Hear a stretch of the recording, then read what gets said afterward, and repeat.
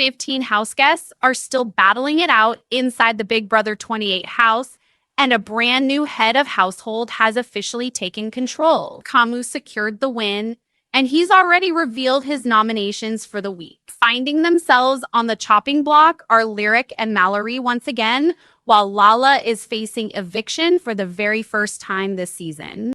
But here's the big question.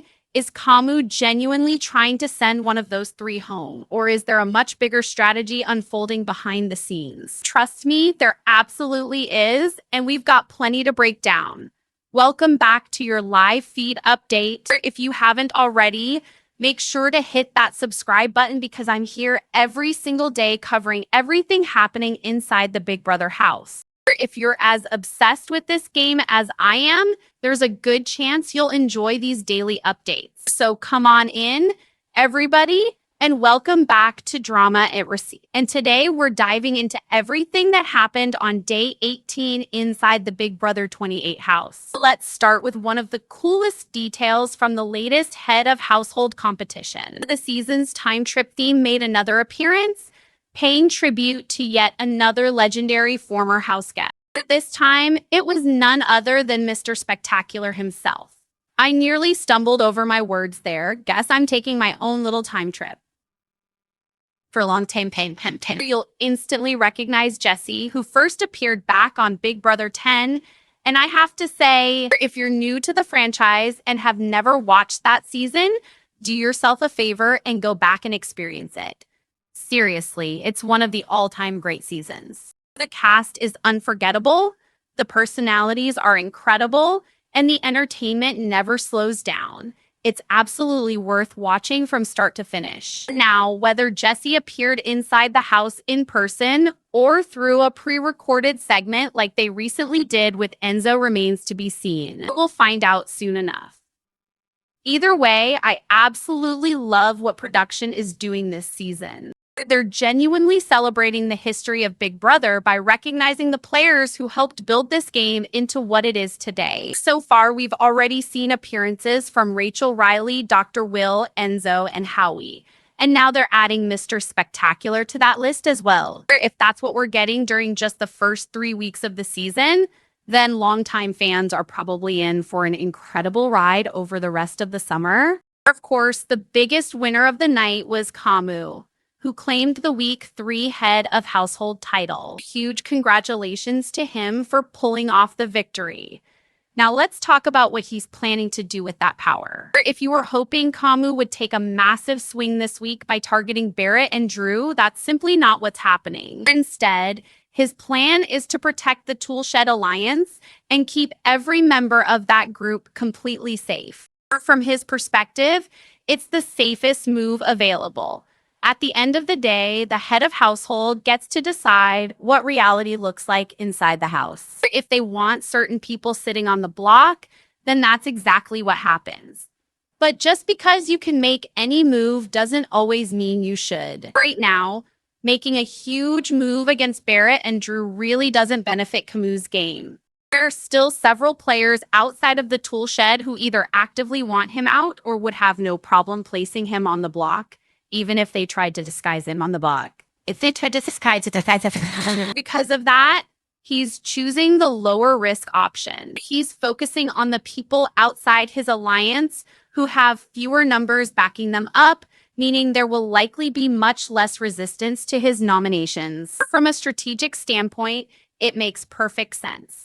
At this stage of the game, with so many house guests still remaining, this kind of week is often about minimizing danger while still removing someone who could eventually work against you. It's a low-risk, high-reward approach. So rather than turning on his own alliance, Kamu is keeping the tool shed intact and directing his attention elsewhere. As I mentioned earlier, the official nominees this week are Lala, Lyric, and Mallory. For Lyric and Mallory especially, this is a difficult situation. Lyric, more than almost anyone else in the house, has been through an emotional roller coaster lately. She spent last week sitting on the block before ultimately being saved, only for her closest ally, and perhaps something more, to take her place. That, of course. And speaking of Rome, Can we take a second to talk about what happened during the live show? He openly confessed his love for Lyric in front of everyone. That moment definitely caught people's attention. What's interesting, though, is that later that same night, Lyric shared something with another house guest that paints a slightly different picture. She admitted she wouldn't say she's reached the I love you stage herself, and she's not even sure their relationship would survive outside the game. Whether those comments were completely genuine or part of her strategy is another conversation altogether, and we'll definitely get into that later. For now, though, the reality is that Lyric has landed right back on the nomination chairs. That's especially tough because just the night before, Kamu had gone out of his way to reassure her that she wouldn't be touching the block. He told her he wanted to keep her safe. Then everything changed. A series of conversations within the Toolshed Alliance shifted the plan entirely. We'll break those discussions down shortly, but the important takeaway is that Lyric was never supposed to be one of the original nominees. Then there's Malini's. Her season has already been filled with ups and downs. She struggled through week 1 before winning the power of Veto and managing to improve her position. Week 2 was noticeably calmer for her, but despite that, she still hasn't managed to establish meaningful connections with the people holding the power. Instead of relying on strong alliances, Mallory continues to depend mostly on herself and on winning competitions whenever her back is against the wall. So that leaves us with Lala, who is facing the nomination block for the very first time this season. To me, this outcome is largely a reflection of the way she's approached the game over these first few weeks. I genuinely like Lala. She comes across as incredibly kind at times, and there's something really admirable about how passionate she is about everyday life. That's one of her strongest qualities. When it comes to playing Big Brother, she's made one rookie mistake after another. One of the biggest issues has been stepping into the role of the house parent. She's constantly reminding people to use the right towel, wash their dishes, clean up after themselves, or keep the noise down late at night. Now, don't get me wrong.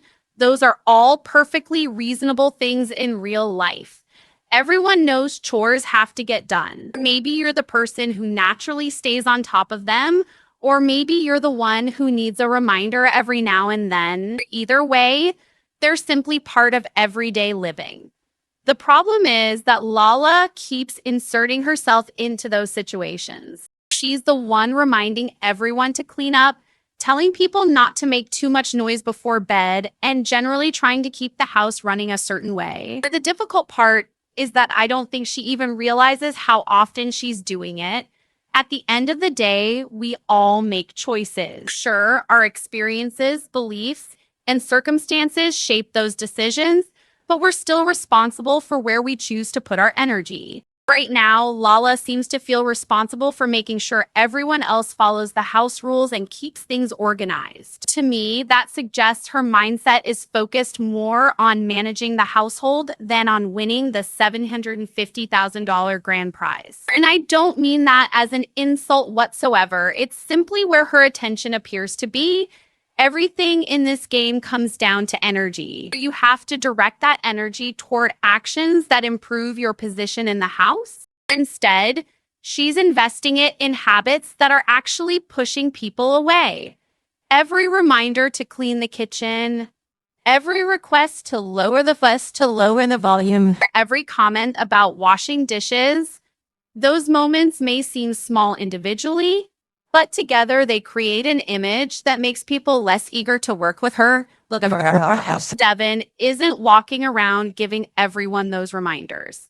Neither is Mallory. Jason certainly isn't doing it, and Jason has plenty to say about just about everything else. So when Lala becomes the person constantly policing the house, it naturally starts rubbing people the wrong way. The time and effort she's spending on those issues could be much better invested in strengthening relationships and building trust with other players. Sometimes the smartest move in Big Brother is simply to let things go. We see Dee demonstrate that all the time. She talks directly to the cameras about how certain house guests drive her absolutely crazy. Haley, for example, clearly gets under her skin. But when she's face to face with Haley, you would never know it. She's warm, she's friendly, and she's keeping Haley exactly where she wants her. That's because Dee refuses to let emotion dictate her strategy. Logic is driving her game. Lala, on the other hand, is almost doing the opposite. Her frustration shows when the house gets messy, when people leave things lying around, or when the noise level gets too high. She likes order, and there's absolutely nothing wrong with that. Everyone has their own preferences. But inside Big Brother, reacting to those frustrations can have real consequences. Those little moments build up, and eventually people begin seeing you as someone they'd rather avoid than align with. Unfortunately, that's exactly where Lettuce found herself. As a result, she's sitting on the nomination block for the first time. Now, this is Big Brother, and the show's motto has always been expect the unexpected, so anything can change in a heartbeat. As things stand right now, though, Lala isn't actually the person Kamu wants to evict. In fact, none of the 3 women currently nominated are his intended target. Kamu's real objective this week is Jason. Now let's talk about why. Jason has been an absolute competition threat. So far this season, he's played in 3 competitions and won 2 of them. Yes, it's still a relatively small sample size, but winning 2/3 of the competitions you've entered is impressive no matter how you look at it. Initially, Kamu's plan was to nominate Jason alongside Lala and Mallory. That was the original idea before everything shifted and Lyric ultimately took Jason's place on the block. The change wasn't necessarily because Kamu suddenly realized how dangerous Jason had become. Instead, much of that adjustment came after conversations with the Toolshed Alliance. Several Alliance members began pointing out the same concern. Jason had already proven he could win competitions, and they didn't want to risk giving him another opportunity to save himself. Their thinking was heavily influenced by what happened the previous week. Devin had successfully executed a backdoor plan against Rome, and from their perspective, it worked exactly as intended. He eliminated his target, had complete control of the week, and looked incredibly confident doing it. And while we're talking about Devin, can we take a second to appreciate the way he dresses? That suit and tie combination was seriously sharp. I honestly can't remember the last time someone consistently dressed that well inside the Big Brother house. Maybe Kevin from season 19. He was one of the all-time best-dressed house guests, and Devin is definitely giving off that same polished look. I have to admit, it's fun seeing someone bring that level of style back into the game. If I ever ended up inside that house, which, let's be honest, probably isn't happening, so don't start getting your hopes up. I know plenty of you tell me all the time that I should apply. I genuinely appreciate the encouragement because it's always nice hearing people say they'd like to see me on the show. But as of now, I don't really see myself playing. Then again, life has a funny way of surprising you. So I'll never say never. And if it somehow did happen, I'd absolutely be showing up in a crisp suit, a fitted waistcoat, polished dress shoes, the whole package. Why not have a little fun with it? Anyway, that actually reminds me of something we touched on yesterday. Wow, I sound like I'm sitting in the middle of a corporate boardroom. But before we move on, let's circle back to something we discussed yesterday and revisit my eviction prediction. I predicted that Jason would be the one leaving the Big Brother house. Needless to say, I completely missed the mark. I correctly called Ashley's eviction in week 1, but week 2 definitely didn't go my way. So at the moment, I'm batting 1 for 2. Now, looking at Kamu's strategy, it's pretty clear he's borrowing heavily from Devin's head of household reign last week. His goal appears to be setting up a backdoor plan. And before anyone rushes to the comments saying, that's not a real backdoor anymore, don't worry. I know the definition has evolved. People still use the term, even if it's a little looser than it used to be. For anyone who's newer to Big Brother, here's a quick explanation. Back when the game only featured 2 nominees each week, a true backdoor worked very differently. The head of household would intentionally nominate 2 people who weren't the real target. The actual target stayed off the block, which meant they wouldn't automatically compete in the power of veto. Instead, they'd only get to play if their chip happened to be drawn. If that chip wasn't selected, they had no opportunity to save themselves. Then, once the veto ceremony arrived, one nominee would come down, the true target would be named as the replacement, and because there wasn't a Big Brother blockbuster competition back then, they remained on the block all the way until eviction night. That was a genuine backdoor. The target never had a chance to fight for their own safety. Today's game is different. Every nominee now has another opportunity to save themselves through the blockbuster competition, which changes the entire dynamic. That's why I almost feel like this strategy deserves a new name. These days, backdoor is generally used to describe trying to keep someone out of the veto competition or limiting their chances to save themselves before ultimately putting them on the block. But no matter what happens now, everyone still gets one final shot through blockbuster. So while the terminology has stuck around, the strategy itself isn't exactly the same anymore. The move Devin pulled off against Rome last week is the same type of plan Kamu is hoping to recreate with Jason. I also think the Toolshed Alliance had a major influence on that decision. Jason has already proven himself to be one of the strongest competitors in the house, and that clearly made everyone nervous. The revised strategy is straightforward. Keep Jason off the block initially by nominating Lyric alongside Mallory and Lala, reducing the chances that Jason gets to compete in the power of veto. Considering he's won 2 out of the 3 competitions he has played, the numbers suggest he'd probably enter the veto as one of the favorites. From that perspective, Kamu's approach makes a lot of strategic sense. He's trying to minimize Jason's opportunities before taking his shot. That said, if they actually succeed in getting Jason onto the block after the veto ceremony, they'll need every bit of luck they can find. They'll want their fingers crossed, their toes crossed, pretty much everything crossed, because Jason looked completely unstoppable in that blockbuster competition. He absolutely locked his session. He absolutely locked in. You remember the old Roadrunner cartoons? I'm not trying to make anyone feel old here, but think about Roadrunner speeding down the road while Wile E. Coyote desperately tries to catch up.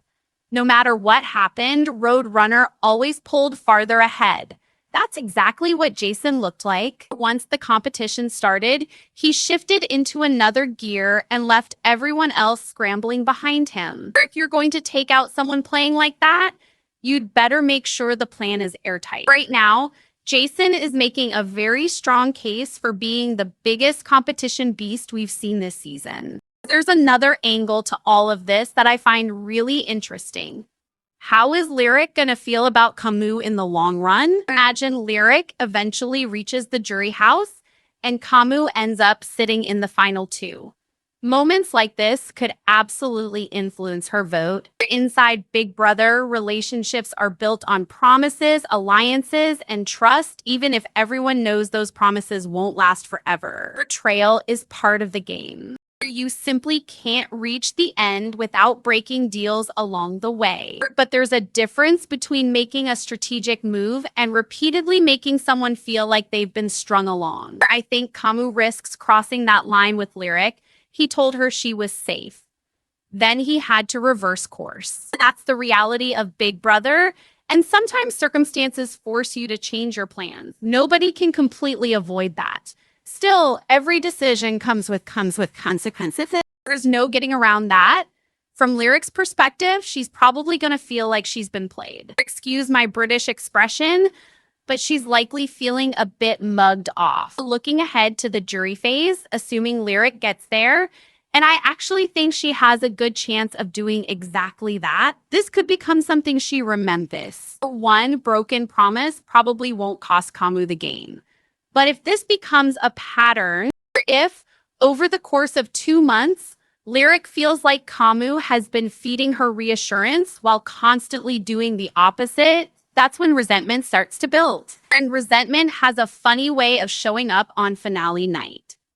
In Big Brother, it's never too early to think about jury management. Yes, everyone enters the house knowing they'll have to lie, manipulate, and betray people. That's the game they signed up to play. But emotions always find their way into the equation. No matter how strategic the players try to be, feelings inevitably become part of the decision-making process. And that's something every great player has to keep in mind. So, to wrap everything up, Jason remains Kamu's primary target this week.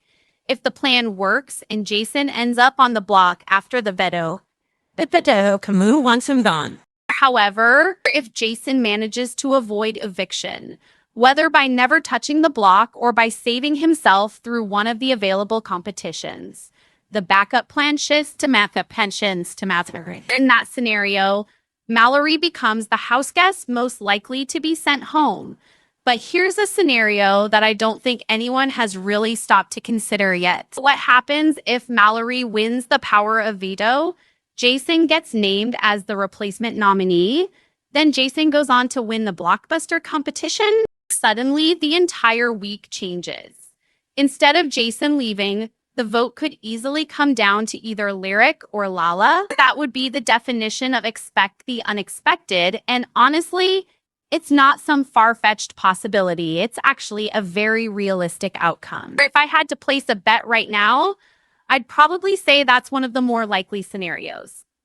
We've already seen Mallory prove she can win the veto. We've also watched Jason dominate in pressure situations, especially in the blockbuster. Put those two things together, and it's not difficult to picture events unfolding exactly that way. And if both Mallory and Jason survive another week, I honestly think they have a little more fight left in them than Lala does. Brick is definitely showing more determination now than she did earlier in the game, although it took some time for that competitive side to really emerge. When you strip everything else away, though, the outcome is still pretty favorable for Kamu. Whether it's Jason, Lyric, Lala, or Mallory, who ultimately walks out the door, Kamu can still consider his head of household reign a success. At the end of the day, he's removing someone who isn't working in his favor. He's taking a player off the board who isn't a reliable vote for him and who could very well become a future threat.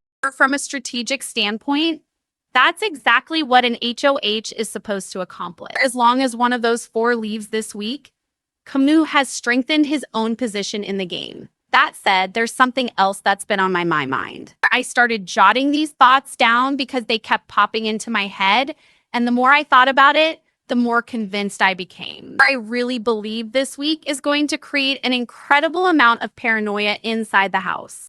Just think about Angela's position. During week one of her closest allies, Dee, held the head of household power. Then another one of her closest allies, Devin, took over the following week. Whether you consider Devin her number one ally or her number two really depends on the day, because those relationships seem to shift constantly. The important point is that Angela had two people she trusted in power back to back, and even with that level of security, she still became incredibly paranoid. Now the power has shifted to Kamu. Yes, he's part of the Toolshed Alliance, but he doesn't have the same close relationship with Angela that Dee and Devin do. Because of that, I think Angela's anxiety is only going to grow. To me, Angela has become the engine that drives chaos inside this house. She's the spark that ignites paranoia. Somehow, almost every road leads back to Mrs. Murray. Bless her heart. I can absolutely picture this week becoming even more stressful for her because she probably won't receive the same level of reassurance or inside information that she got while Instead, I think her suspicions about Drew are only going to intensify. At the same time, Dee and Devin themselves seem to be growing increasingly wary of Drew as well. That's why this feels like the week where paranoia truly starts spreading throughout the alliance. Up until now, the Toolshed has never really had to fight for survival. They've spent most of the game operating from a position of strength. History, whether we're talking about Big Brother or almost anything else, shows that prolonged power often creates complacency. People become comfortable. They stop questioning things. Sometimes they even start believing they're untouchable. Unchecked power has a way of making players relax just enough for cracks to begin forming. And when that happens, empires eventually fall. I don't necessarily think the alliance completely falls apart this week, but I do think this is the point where the foundation starts weakening. The tension is building. The pressure is mounting. Maybe everything explodes next week. Maybe it happens the week after. Either way, I don't believe this current structure is built to last. Mark my words. Now, during a conversation with Chuck, Lyric shared something that really caught my attention. She admitted that she isn't at the point where she's ready to say, "I love you" to Rome. That's especially interesting considering what happened on eviction night when Rome openly confessed his feelings for her in front of everyone. It makes you wonder where the two of them actually stand. Part of me even wonders if Rome might show up on finale night carrying an engagement ring. Believe it or not, we've actually seen things like that happen before on Big Brother. If you're new to the show, this isn't some impossible fantasy. More than once, former house guests have returned for the finale, gotten down on one knee, and proposed to their showmans after the season ended. And yes, more than one of those proposals has actually ended with a yes. So while it might sound dramatic, it's certainly not outside the realm of possibility. After all, Rome and Lyric have already talked about marriage. That's why Lyric's latest comments stand out. She specifically told Chuck that she hasn't reached the "I love you" stage yet. Of course, there are a couple different ways to interpret that. She could have been completely misinterpret that. Or she could have been strategically downplaying her feelings because she's still playing the game. Let's entertain that possibility for a moment. One reason I think that's worth considering is because it seems pretty obvious that Chuck has developed an interest in Lyric. Am I the only one getting that impression? Seriously, I'm curious. Because from where I'm sitting, it definitely feels like Chuck has a soft spot for her. If that's true, Lyric may simply be using a little flirt strategy to strengthen that relationship. Or maybe she's being entirely truthful about where her feelings currently stand. Without a private camera talk confirming it one way or the other, there's really no way to know. Still, when you remember that she and Rome have already discussed marriage, it's hard to ignore. As the old Frank Sinatra lyric goes, "Love and marriage go together like a horse and carriage." Personally, I'm leaning toward the idea that Lyric is still playing the game. It feels like she's gone through an emotional reset. Sometimes you need that moment where everything catches up to you. You let yourself cry. You get all of those emotions out of your system. And once that's over, you climb right back into the saddle, refocus, and get back to playing the game. That's exactly what we watched happen with Mallory. And honestly, I think we're beginning to see the same transformation with Lyric. She's been through a lot emotionally. She's cried. She's looked completely overwhelmed. She's taken hit after hit, found herself back on the nomination block, and it genuinely feels like she's had to restart her entire game from scratch. For a long time, people didn't really view Rome and Lyric as two separate players. They were seen as one unit, one showmance. I said this before Rome left, and I'll say it again now. I believed his eviction would actually create opportunities for Lyric. Without Rome attached to her every move, she'd finally have room to breathe, move independently, and build relationships based on her own game instead of always being viewed as half of a pair. Right now, she's still going through that emotional release. She's letting herself cry. She's processing everything that's happened. And honestly, that's probably the healthiest thing she could do. Because once those emotions settle, I think we're going to see a very different version of Lyric. I think she's starting to lock back into the game. That opens the door to all kinds of possibilities. Who knows? Maybe we'll even see some genuine flirting develop between her and Chuck. After all, this is Big Brother. Expect the unexpected. At the same time, I do think part of what we're seeing is Lyric intentionally creating some distance between herself and Rome. She's already said she isn't convinced their relationship would even work once they're outside the house. Whether she truly believes that or whether it's part of her strategy remains to be seen. Personally, I think she's playing the game. And if that's exactly what's happening, then I have to give her credit. Let's hear it for Lyric. Her stock is definitely rising. Go ahead and mark it down. Lyric's value in this game is heading upward. That said, if I were Chuck, I'd be extremely careful. Chuck still doesn't seem completely comfortable with the strategic side of Big Brother. Ironically, that's also part of why he's sitting in such a strong position. Nobody is seriously throwing his name around as a target. No one's rushing to nominate him. And while he hasn't established himself as a competition powerhouse, that doesn't mean he's playing poorly. You don't have to dominate competitions to be well positioned. In fact, winning too much too early can make you one of the biggest targets in the house. Chuck has been quietly floating through the game.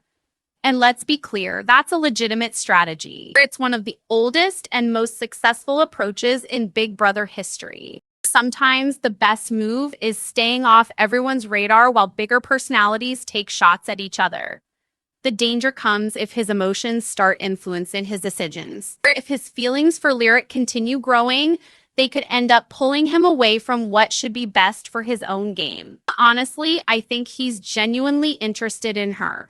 Now, what I'm about to say might sound cold, it might sound calculating, maybe even a little cruel, but after covering Big Brother for years, I've seen this strategy play out over and over again. Whether people like it or not, it's still a strategy. If Lyric recognizes Chuck's feelings, she could use them to her advantage. She could encourage those emotions, make him believe there's real potential between them, keep him emotionally invested, dangle just enough hope to make sure he stays loyal. We've seen this countless times, not only on Big Brother, but on Survivor and other social strategy games as well. A little flirting, a hug here, maybe a cuddle, even a kiss now and then. Just enough to strengthen trust and create loyalty. Dee has mastered that type of social game. She's incredibly good at making people feel comfortable while quietly strengthening her own position. If Lyric begins developing that same skill, because she could absolutely turn Chuck's feelings into a strategic advantage. Once she has someone inside the house's power structure advocating for her, someone saying, maybe we shouldn't target Lyric this week, her entire position improves. That's why the evolving relationship between Chuck and Lyric is one of the most fascinating storylines to watch over the coming days. I'm genuinely curious to see where it goes. Definitely keep your eye on that one. Now, switching gears for a second, I'm about to become a bit of a rules stickler. Last night, I noticed Dee helping herself to some snacks. The problem? She's a have-not this week. You can literally see who's assigned as a have-not on the house board. As far as I'm concerned, being a fan favorite shouldn't excuse anyone from following the rules. Here's how it works. Once midnight arrives, the have-not restrictions officially begin, meaning you're limited to your slop diet. But after midnight, I watched Dee eating snacks from Kamu's head of household basket. Somebody needs to launch a full investigation.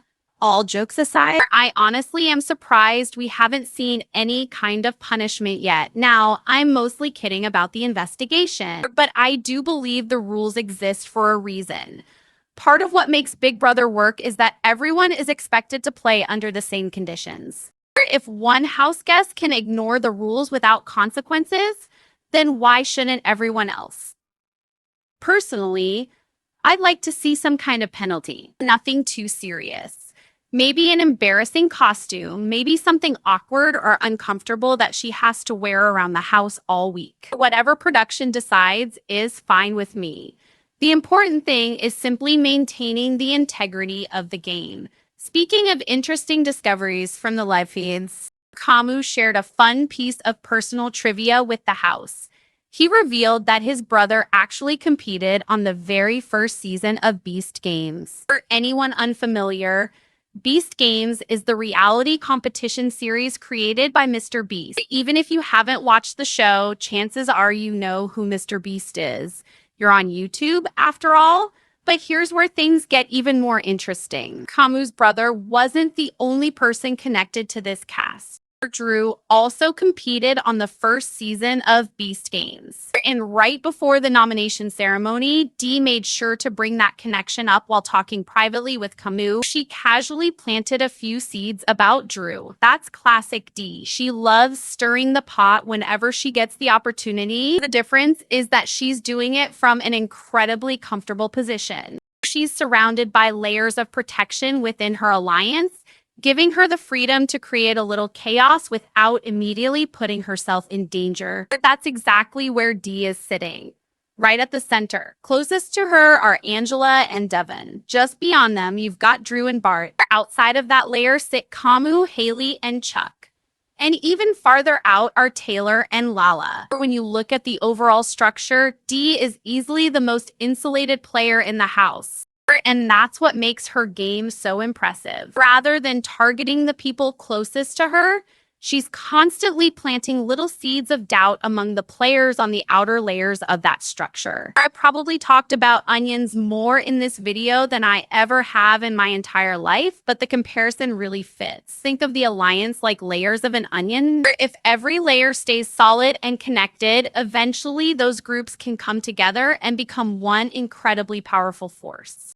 But if you quietly introduce doubt into each layer, if you make one person suspicious of another, if you encourage little cracks to form, Then those layers never fully connect. instead, everyone stays busy questioning each other. They're distracted. They're fighting among themselves. And while all of that is happening, nobody is paying attention to the person sitting safely at the very center. There are a lot of real-world comparisons you could make there. But from a Big Brother perspective, it's incredibly effective gameplay. Dee has an excellent understanding of how power operates and, more importantly, how to maintain it. One conversation in particular really stood out. While talking with Kamu, Dee once again managed to distance herself from the information she was sharing. Instead of presenting it as her own opinion, she framed it as something Devin had supposedly told her. According to Dee, Devin had said that Drew complained about Kamu inserting himself into nearly every conversation happening around the house. Hopefully, you're still following all of that. What made me laugh, though, is the irony. Drew does exactly the same thing. Relationships inside the Big Brother house often act like mirrors. Players tend to recognize behaviors in others that they don't always notice in themselves. To be fair, Drew isn't completely wrong. Kamu absolutely makes an effort to be present in every conversation he can. He's constantly smiling, checking in with people, building relationships, and staying socially connected throughout the house. But that's intentional. He's playing like a politician. He's prioritizing his path to the grand prize over his emotions, and so far, he's been remarkably successful at it. It makes me wonder whether that's exactly what bothers Drew. Maybe seeing Kamu execute that strategy so effectively highlights something Drew wishes he was doing better himself. Now, to be clear, that's only speculation on my position. I'm not a psychologist. I'm not claiming to know exactly what's happening inside anyone's mind. I've simply spent a lot of time watching Big Brother, and certain patterns start to become familiar after enough seasons. Sometimes, when players become irritated by someone else, there's a little bit of jealousy mixed into the equation. Honestly, that's something you see outside the game as well. The funny thing is that Drew also works hard to be part of every conversation. He's trying to stay socially connected, just like Kamu. The difference is that from a purely strategic standpoint, Kamu is navigating that approach much more effectively. And that's not me choosing favorites. I'm separating my personal opinions from the gameplay itself. Looking strictly at strategy, Kamu has been handling that style of game better than Drew. So it does make you wonder whether Drew wishes he were finding the same level of success. Whatever the reason, his constant movement around the house may finally be catching up. Now we're seeing some of his own allies sharing concerns about him with the people currently holding power. If you ask me, that's the kind of crack that can eventually split an alliance apart. And if the Toolshed Alliance is ever going to fracture, this is exactly how it starts. That said, I genuinely like Drew. He seems like a really good guy, and I'd be doing him a disservice if I didn't mention one of my favorite moments from last night. His greeting absolutely cracked me up. What's poppin', honeymoon VZ? Behave. The problem is, when a British guy says behave, it immediately sounds like Austin Powers. Oh, behave? Yeah, baby. I can't help myself. And with that, we've reached the end of today's live feed. Apparently, we're doing finger guns today. Why not? I really hope you enjoyed today's breakdown. Before the weekend arrives, don't forget to become a channel member if you haven't already, because this Sunday brings the second episode of Tom's Diary Room. That series is available exclusively to members at the head of household tier and above. It's where I share all of my completely unfiltered thoughts about the game. One of my favorite parts is when we randomly draw house guest names from a hat, and I have to give my immediate, honest opinion without stopping editing or cutting anything out. Whatever comes to mind is exactly what stays in the video. It's always a lot of fun, so if you'd like to watch those weekly episodes, make sure your membership is active before Sunday. As always, thank you all so much for watching. I truly appreciate every single one of you. I hope you're doing well. Having a Until the next live feed update, I've been your host, Tom Vasey. Take care of yourselves. Good night.